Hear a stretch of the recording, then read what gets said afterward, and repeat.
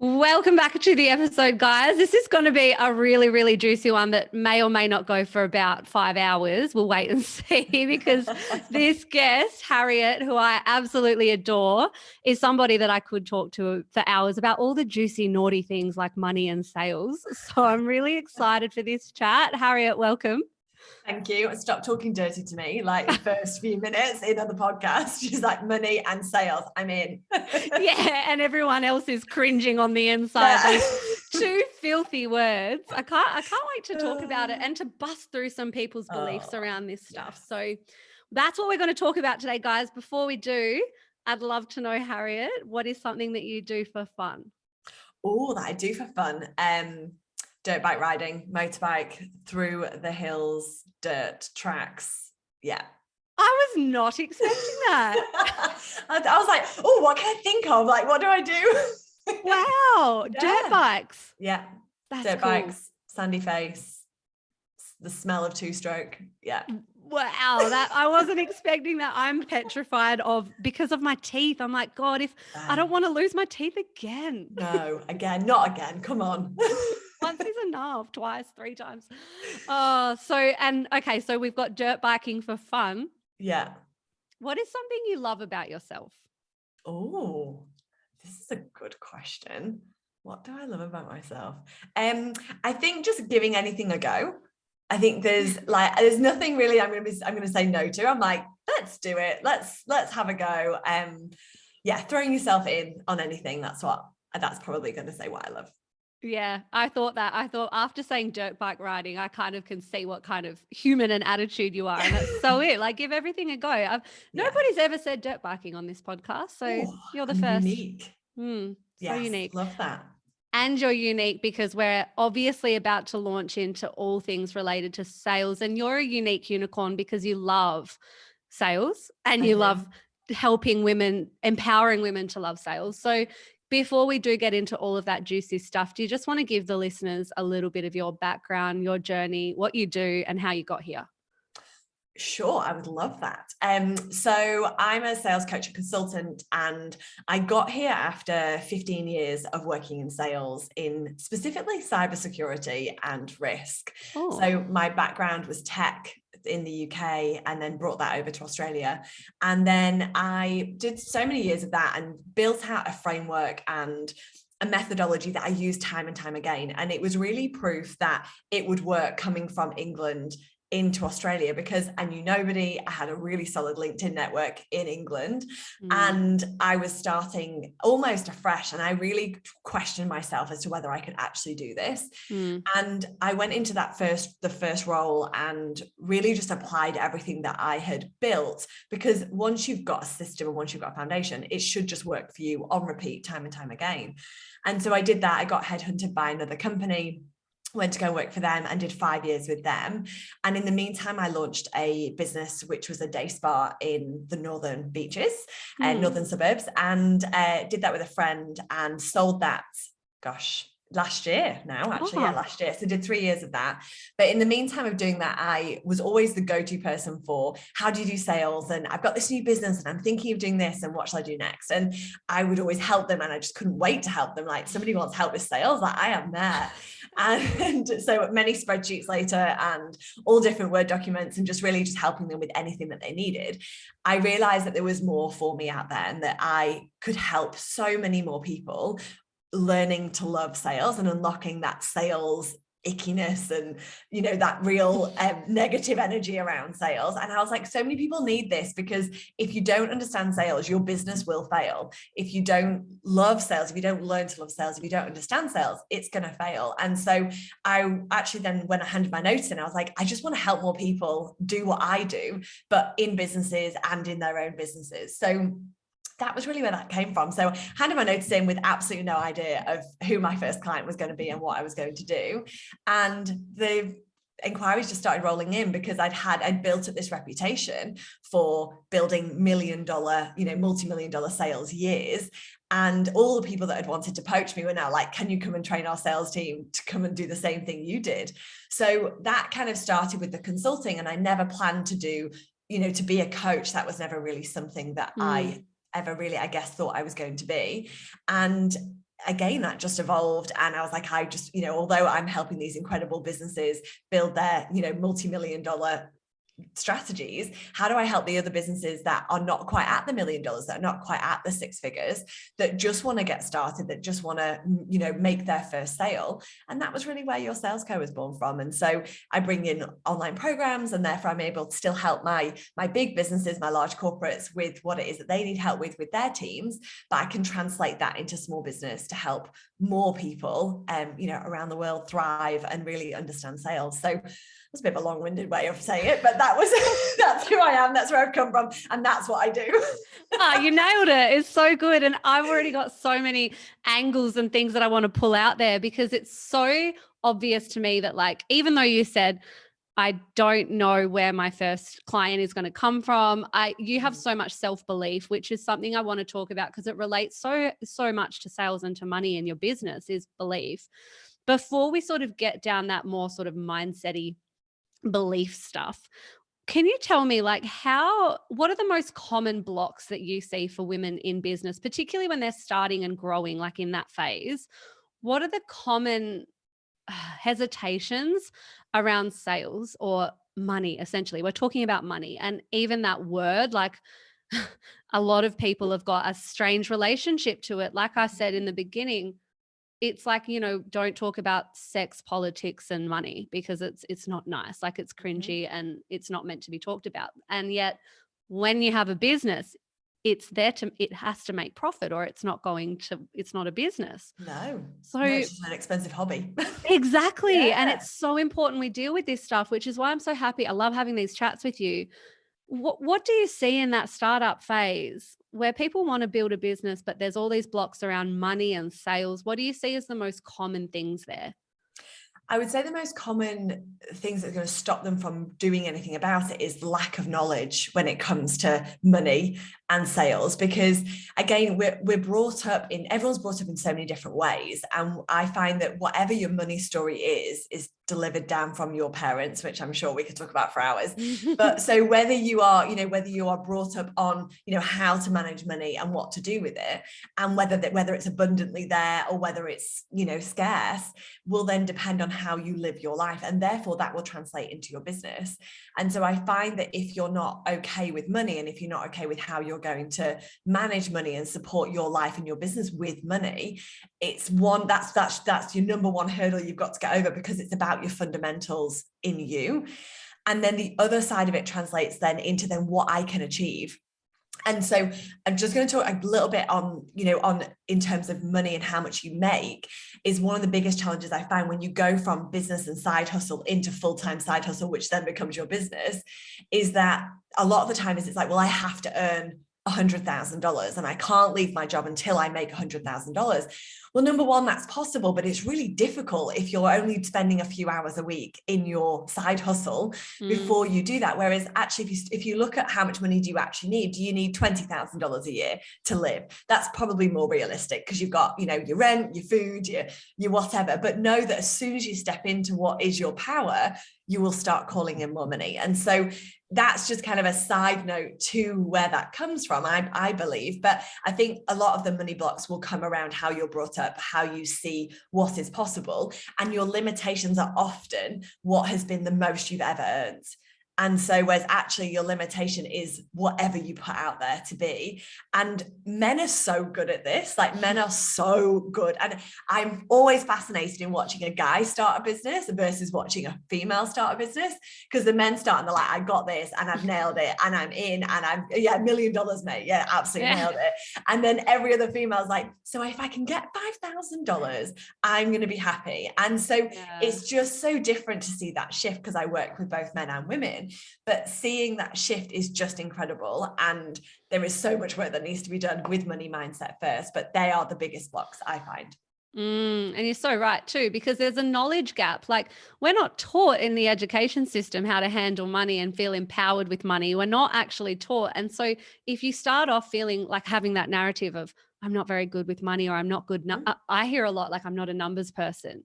And it's like, if we start from that place, we're going to feel disempowered from the beginning. And then from there, so they're building their business, which I'm guessing means they need to make some sales. Yeah. What are the blocks that you find people have with sales? Like, how does that show up inside of their day-to-day business? Oh, great question. Sales, biggest one, sleazy, pushy, icky, untrustworthy, all the things that we think about when we picture that salesman in an ill-fitted suit selling you a car that is 9 years old and is well overpriced. Like, that's just envisage that. That's what everybody thinks when it comes to selling. And so the biggest block is I don't want to be salesy. I don't want to be pushy. I don't want to drive things down people's throats that don't want them. And it's based on an experience that they've had themselves, or a film they've watched that says, don't buy off this guy because he's dodgy. And that's what sits in their head. As soon as we start talking about sales, and you've got to learn how to sell, and you've got to sell in your business to be successful, because that's ultimately the truth, is that all these things come up around that pushy and sleazy. And actually, all of that can be eradicated if you do it properly. So true. And so what would you say to those people when you get clients, and if there's anybody listening who is like, oh, sales is just so icky. I hate sales calls. I don't want to. And that I've seen this a lot too.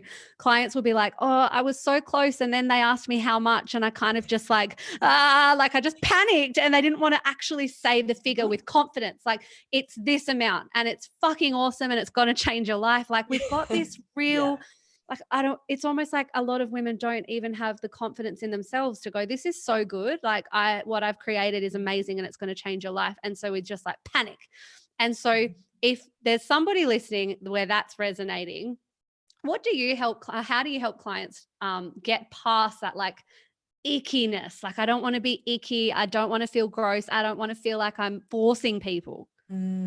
Yeah. So if that's how you're feeling, but you've got to start making some sales, then usually I would start with understanding where the ickiness comes from. And so we'll go into stories and, again, blocks and mindset. And so, talk me through, who is this person? Like, let's name them. He's called Dave, and this is how he treats people. And this is the outcome. And what happens when somebody actually buys that car that isn't suitable for them and breaks down, halfway down the road? How did they feel? And how did they, react and handle that situation? So we really build out that story of where that's come from. And then we move on. Okay, well, how could that have been done differently? What would an authentic, aligned, what's the word? I'm losing my words. It's jet lag. Genuine. Genuine. Thank Honest. you. Just throw the words at me. These, as a genuine salesperson will show up because they want to deliver this incredible service. So think about all these great car salespeople that are out there that want you to buy this awesome car, that want to have this great experience that you are going to drive away and love every minute of being in that car.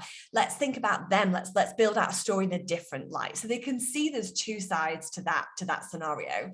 And then we go through and understand, okay, how do you feel about your service? Is your product the best product or service for that person there and then? And so the answer is often yes, because they've shown up to a call, they've found this ideal client. And so if the answer is yes, okay, how can you make a difference? How can you impact their life or their business? And we go through and understand that story. Because if the answer is no, and we don't think we can help them, then number one, we need to tell them that. Because often what business owners, new business owners think is that we have to sell to everybody. Number one, we don't. And if we are selling to everybody, then maybe we are being, disingenuous and, coming from a place of selling them money rather than a place of serving and helping and supporting. So there's a number of different things that go on in that entrance to sales and understanding it, but also overcoming the fact that, are you the best person for them? Because if you are not helping them by not telling them that you are the best person for them. And so, all sounds a little bit confusing, like, but I've told them this and I'm not telling them this. But, if we're not showing up and saying, hey, this is going to change your life, this is going to change your business, and I'm going to help you do that, and here's how, then they're going to go away and they're going to Google it. They're going to buy off somebody else that isn't aligned, that isn't right for them. And you're going to lose a potential customer. So when we start reframing it around how we can help and how we serve, rather than how much money are we going to make, it changes the conversation. It changes how we show up in that call. So we fix that area, that, that mindset and that belief system and that, focus. And then we can then go through and deliver our pricing in a way that is, in tune and gives us, it's delivered in the same tone, delivered at the same pace, because exactly as you gave an example of, is often, and I hear it in calls, that, it gets to the point and it's like, okay, awesome. So next steps are, and it's $1,299. And if you want to buy, you can do it now. And that's genuinely what happens. And so the client's like, what the hell just happened? And all they can now think about is the price. They've forgotten about everything else you've just talked about, all these wonderful, benefits to them and how it's going to make a difference. And now they're thinking about this screechy $1,200 price point that you've just set for something that they've totally forgotten about what they're talking about. So again, it's, coming back round to delivering it in a way that is aligned to, you can make a difference. And if you can make a difference, that $1,200 price point, as an example, it's now just an energy exchange between you and them. And you're giving them something, you're providing, you are delivering, you are supporting. And in exchange for that is money. And in exchange for that money, and that's okay. And that's okay, whatever that price point is, that's okay. And so, yeah, I mean, you must get this a lot with your, with mindset and sales. Obviously, we talk about that a lot, but mindset and sales is the biggest block at that first point to overcome, so you can unlock better opportunities and unlock better conversations. Oh, 100%. And I don't know if you see this too. I'd be so interested to hear from your perspective. I find the deeper we pull it back and the more we go to the root cause and the underlying belief systems and the real mindset blocks, there's often, I find a lot of women, it's almost like guilt for accepting money for something that feels easy is another really interesting one. Like, oh, but this feels so easy to me, so I feel bad almost for taking their money. And it's like, because we've been raised in this culture that's like, it's got to be hard. It's got to be hard work for you to make money. And then another thing is like worthiness. Like, I don't feel worthy of that kind of money. And there's just so many underlying sort of blocks that stop women from showing up in their power and going, you know what? I've worked my whole life. Like, this isn't just, the price that we're giving. It might be, let's say, like a 6-week container, right? Like, we're working together for 6 weeks.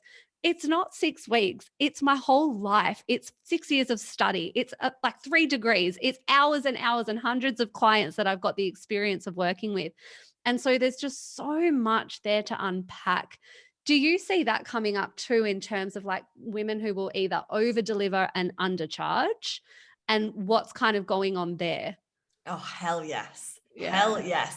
And exactly what you just said is that, is that when we start looking at price points, and you're delivering a price for 6 weeks or for an hour or for a day or whatever that may be, exactly as you said, it's not for the 6 weeks. It's helping you achieve everything in 6 weeks that you've spent years and years and years and money and investment and time and stress and tears and that hard work to get you to the point where you can then unlock this for others. And so that's definitely one of the biggest conversations I have, is around, how do you charge for that? And where should your price point sit?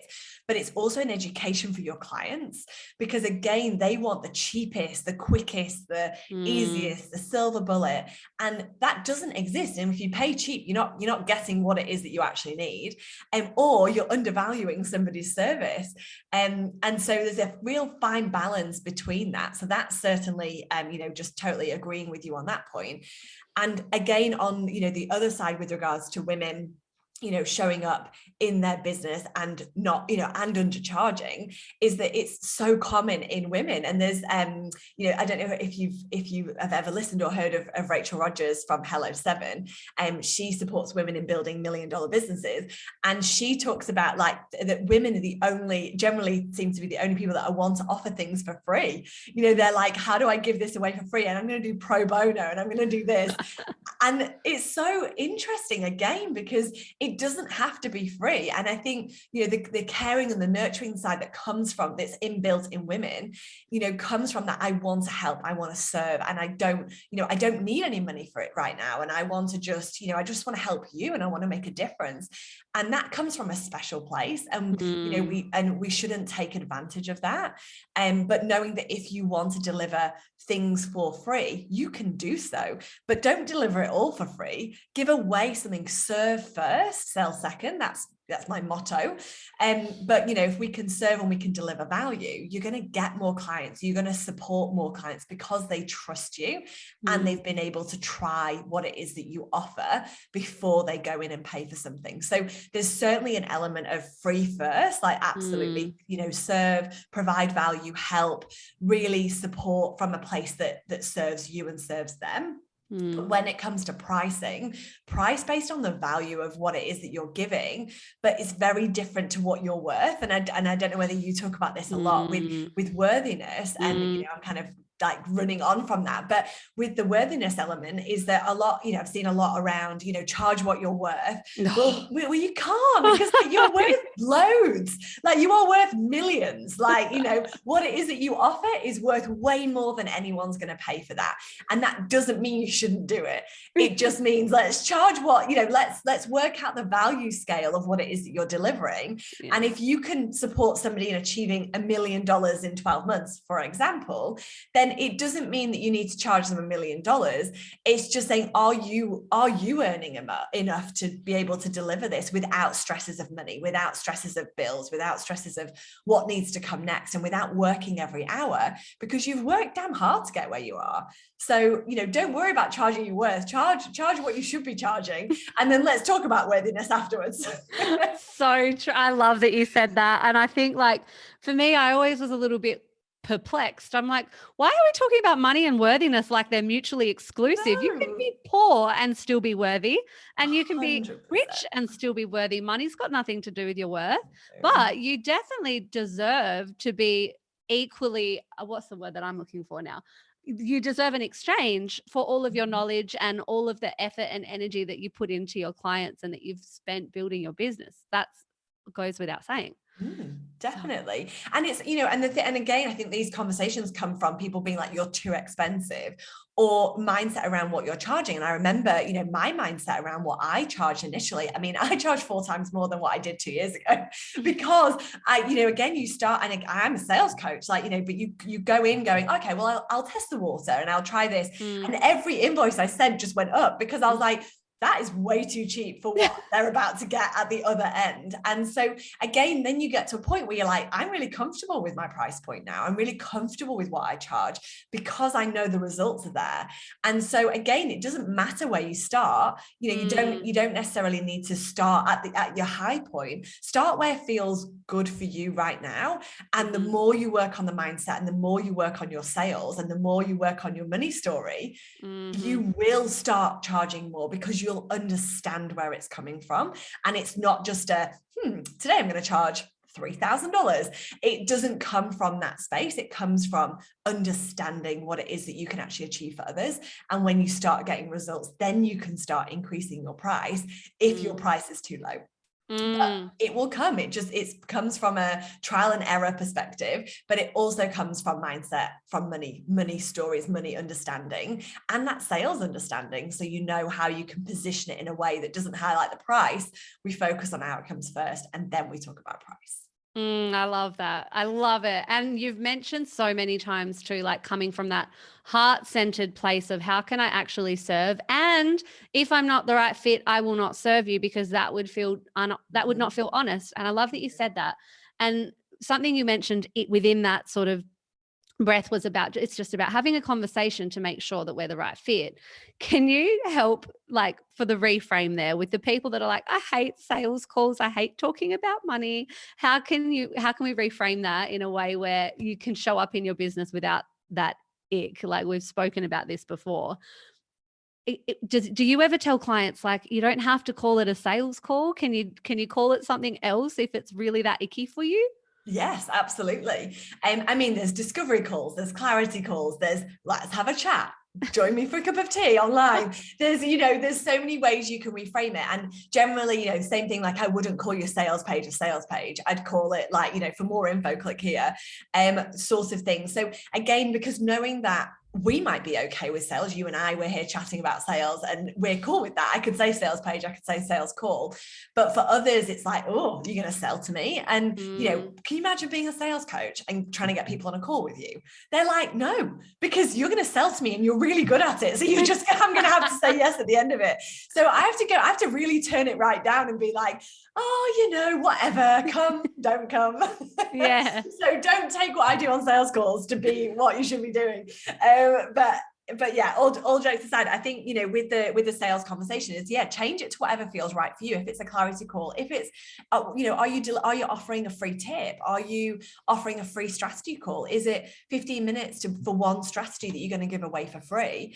And if you love that, and if you connect with each other, then the program or the offering or the product may come into conversation. So we can certainly reframe it, but knowing that sales comes from a place of understanding what it is you can support them with. So we need that call to understand where are they at? What are their problems? What are their challenges? How are they in pain right now? Where do they want to be? How do they want to feel? What would they like your support with? And when we understand all of that, we can then start to connect the dots. And I just call it matchmaking, but we connect the dots between where they are and what they want and what it is that you offer. And so we share experiences of others we've worked with. We share experiences of how you have got to where you are and how therefore you are the right person for them. And we have these conversations that bring those, the problem and the outcome much closer together because they're working with somebody that can support them in the right way. And so we share all of that for them to make an informed decision. And once they've made an informed decision, that will be the best decision of their life. And they're going to go through and have this incredible experience with you. But if it's not right for them, they have the opportunity to say no. Again, this is where the authentic sales conversation comes in, is how does that sound for you? And they're like, well, that doesn't quite sound right for me. I don't really feel aligned with that outcome. And I think what you do is great, but it's not right. Then absolutely, that's fine. You learn from that and you move on and you let them go and you give them something to move on with. Is it a freebie? Is it, a free video you've created? Is it a white paper, a resource, a blog, a podcast, whatever it may be, share that with them and let them on their journey. And if you don't think they're right for you, but they think they are, then, you need to explain why. And knowing that you can always say no. And it's the most empowering thing you will ever do, especially when you do it that first time. Because when you say no, something else comes in, number one, because they're more aligned. They are exactly who you want to work with. And they come in and they are incredible. And they are, the ideal client for you because you said no to somebody that wasn't. But the other person that you say no to will often go away and work at something so they can come back and work with you, because now they're like, hang on a minute, you said no to me. Now I want to work with you even more. And so it becomes a sales tactic without you actually meaning to, because again, it's coming from a place of authenticity to show up and say, actually, you're not quite right for me. And, and really just to kind of lean on from that and to share an experience of mine with that. Every year I used to have a word, and I know it's become very in now with Instagram, but before I put it on Instagram and when it wasn't cool, all right, I used to have the word every year. And one of the years I remember saying when I was working for somebody, I said, this year, the year of the no. And they were like, what do you mean? I was like, I'm going to say no to people I don't want to work with anymore. I'm sick of working with assholes. Like, excuse me, but I am sick of it. Yeah. I'm not doing it anymore. And so that year I said no, and I made $9.8 million. And and I was like, screw this. I'm not doing it anymore. And so I said no. And now if I meet with people and have a conversation with somebody that doesn't align, I will tell them that I'm not right for them, and I will recommend somebody else, or I will leave them with something they can go away and work at, because it's so much more powerful. You are doing it from a place of love by saying no, and they will show up more so in their business, and they will help more of their own clients by you doing that. So, you set yourself free, but you also set them free. And so saying no, but understanding when yes is yes, and really, pushing through with that. Oh, that was so good. And it's so true. You're doing your clients a disservice if you say yes and you already feel that sense of dread. And you're also doing your clients a disservice if you're underpricing yourself, because the resent and the drain and the energy they feel that, they totally know that. And they know, like, there is nothing better than working for clients that are just like light you up, and then they get a better version of you. They probably get better results. And it's so important that we, I guess, then know who our ideal client is. And like you said, knowing that your product can actually help them, which is one of the other things that I wanted to just quickly touch on. What do you do for the clients who actually are not feeling that confident? Like, they don't have the confidence to go, no, my product's going to change their life. They're not there yet. What would you do in that case where they can't get behind themselves yet? So with that, I would look at past clients. If they've worked with others before, whether it was free or whether it was paid, I would work through that with them and understand, where were they? Where did they get to? How can I really support? How can they support others in a very similar way? And so we really just unpick their process and what it is they do. And then we go back to their why, their purpose, their mission, their vision, and where they want to get to for others. So, for in their business, but how do they want to help others scale forward? And then when we look at that, we then work through like journaling techniques and really just affirmations, I would say, as well. In the mirror is usually where I recommend for them. And, and that's then really where we would start. And then we then start moving through with some of the easy steps when it comes to sales, because again, getting on a call is probably the number one scariest thing that everyone tells me. And even, I've got incredible clients that generate, a lot of revenue that still say to me, I still hate calls. And I'm like, why? Like explain to me. And so I guess really like to share, some of the challenges that they have in these calls, is because I believe, and what I guess I've really uncovered, is that it comes from they're not sure about how to deliver their pricing, or if their pricing isn't set. So say if they've got like 3 options and they're sitting between option 1 and 2, and they're not really sure how to deliver that pricing, they're like, if I have to do this on the fly, I'm going to give it away for free.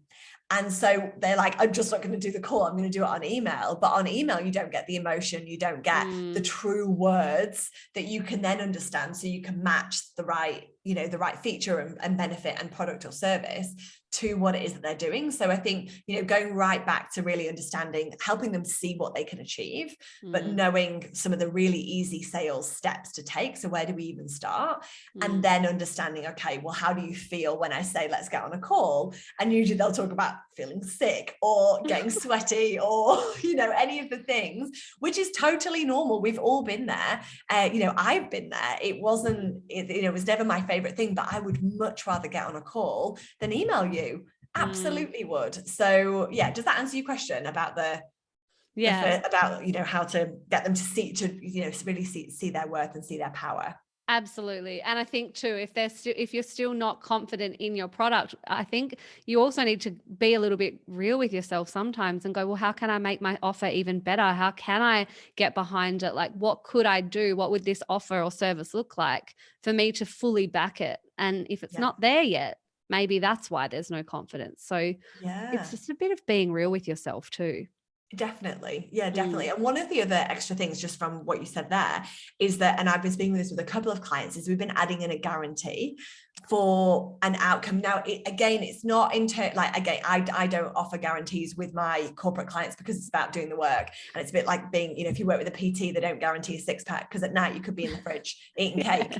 Right. So again, just to be very clear, guarantees need to come in different forms. But if you guarantee they will either have something or achieve something that that somebody's getting every single time and time again, then you can offer that as a guarantee with a clause around putting the work in and around, showcasing certain things. But I know guarantees have certainly helped a lot of my clients.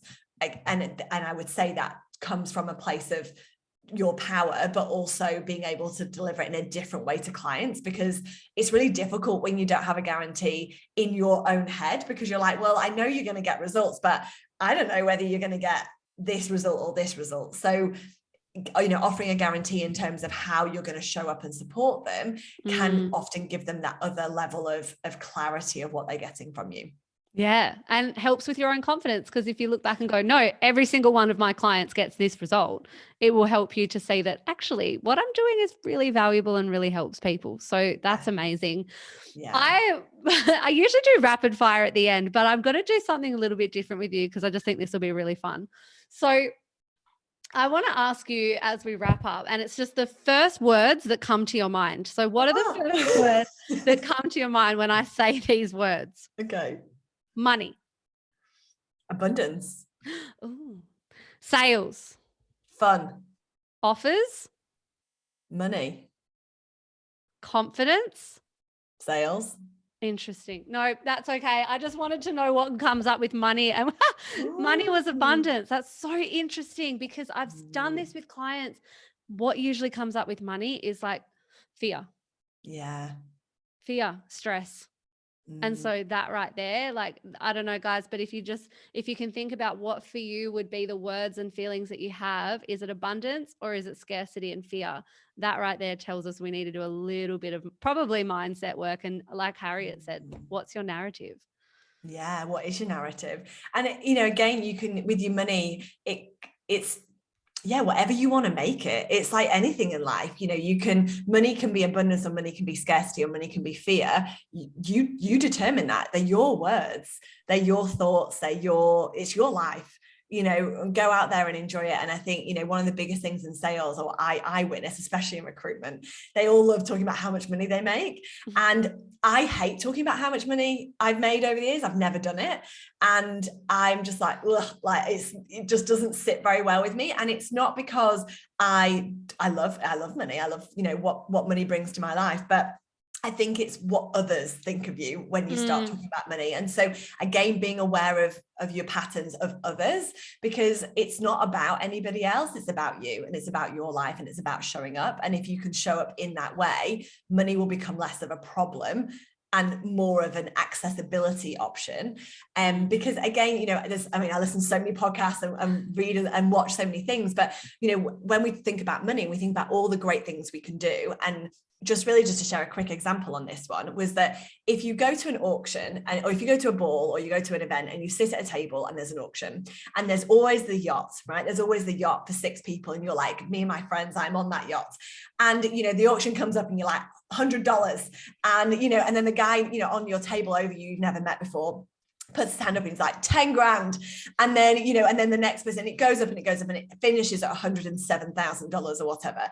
And you look at them and you're like, how the hell have you got money like that to just be, you know, thrown out on a Thursday evening, you know, at a charity ball? But they've created wealth and money for them so they can help others.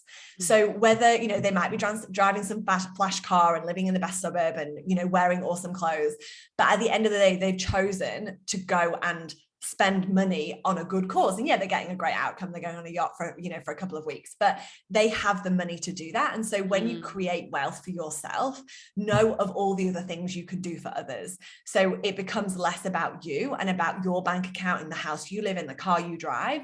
But what about the trip you could book for you and your friends? What about the awesome things you could do with your family? What about the others you can do for charity? What about the money you can invest elsewhere? Think about the money from that perspective, because you can do great things when you've got money, and when you haven't, you can't, you know, from that perspective. So just, you know, I wanted to throw that in there because I think it's just a different spin on it, that money doesn't have to mean you and what it is that you get. Think about what you can do for others. Oh, I love that you ended on that, because it was the most profound thing that happened. I think I do a money mindset course, and it was all of this shame and guilt around wanting money. They didn't even want to say how much money they want, how much money would feel good to them. And then when we asked the question to follow it up with, like, what would you do with an abundance of money? You should have seen all of these women. My kids would go to a better school. I would be able to take my family to more places. I'd be able to put my nana into a caring home, like a facility where she was getting cared for more. And it was just, can we just look at that and go, wanting more money doesn't make you a bad person. In fact, it amplifies who you already are. And then you can be of more service and you can give more. And when we realize that, I think all of a sudden the shame and the guilt can dissipate.